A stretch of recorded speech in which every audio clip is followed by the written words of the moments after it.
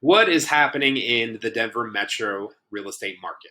Word of warning, you only want to watch this if you want to know at a deep level what's happening in a 7 county area in the Denver metro housing market week by week. And if you've watched these videos before, you know that these red cells that you see in here, those are hotter for sellers, meaning more of a seller's market stat, while the blue cells indicate the complete opposite. And if you're watching this, you probably want to know when is the right time for you to enter the market, either selling a home, buying a home, or selling a home to buy a home. And our goal is that these videos do help you with that. So let's dive right into the numbers. Odds of selling, simple supply demand relationship here. You can see this week we're at 58.3, peaked out in mid-April about 67%, and has been on a steady decline ever since. And we'll get into why that is here in a second. Average daily active listings tells us in any given day how many listings are on the market in this 7 county metro area. And we are officially at the highest point that we've been in 2023 with an average daily active listing count of over 5,200. Now, watch this. New listings that hit the market last week went down while the average amount of homes for sale went up. And what's happening here is we've had all these weeks of more and more listings hit the market, except for Memorial Day week. And yet the number of homes going under contract has leveled out or even gone down a little bit since the peak earlier, again, in mid to late April. So listings hit the market last week, 1177. That is down a bit as mentioned. Scooching over here to pending sales. Touched on this briefly. The highest level of pending activity was in the middle part of April into the middle part of May. Then we hit the brakes, pump back up, hit the brakes again, and we've been kind of leveling out here between 1,000 and 1,100 homes going under contract in any given week.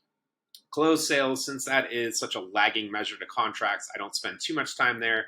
Yet you notice these every 4 to 5 week jumps. That's towards the end of every month. That are more popular times for closings to happen.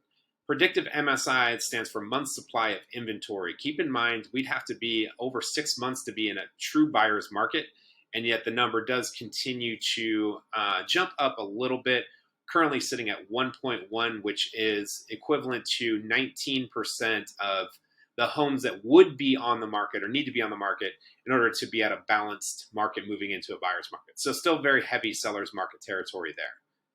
Total number of showings. This is truly a leading measure into the future sales activity pending and closed sales. You can see, again, peaking out in the middle part of April. The last 2 weeks of April were monster weeks for showings, meaning buyers physically touring properties, and has been on the decline ever since. 12,830 last week. We'd have to go back into early April to see numbers essentially that low, besides a holiday week here for Memorial Day. Showings per listing, that's 2.5, again, low compared to where we were. Again, market showing overall signs of weakening if you are considering selling. Let me move myself here, maybe. And showings to contract, this is the average number of showings that happen before a home does go under contract, sitting at 12.2 as of this week. Median days on market, this measures the homes that did sell this week, how long they were on the market as a median, and that number is 9, up from 8 from last week. Price reductions. 32% of homes did reduce their price in the last week by an average of $37,333. That is the equivalent of a 4.9% reduction. 66% remain the same, and you always have this small percentage who aren't selling and decide to increase their price. Not sure the strategy around that. Thanks for watching this. I know this is a lot of numbers being thrown at you in a short amount of time. Hope this does make sense for you. If you want a more micro look, again, this is a 7-county area. You want to know what's going on in your specific neighborhood or with your specific scenario, reach out, send us a direct message. Happy to geek out over these numbers with you. And until next week, this is Sean Reddy, Keller Williams Reddy Group, aka Stats Geek Sean. We'll see ya.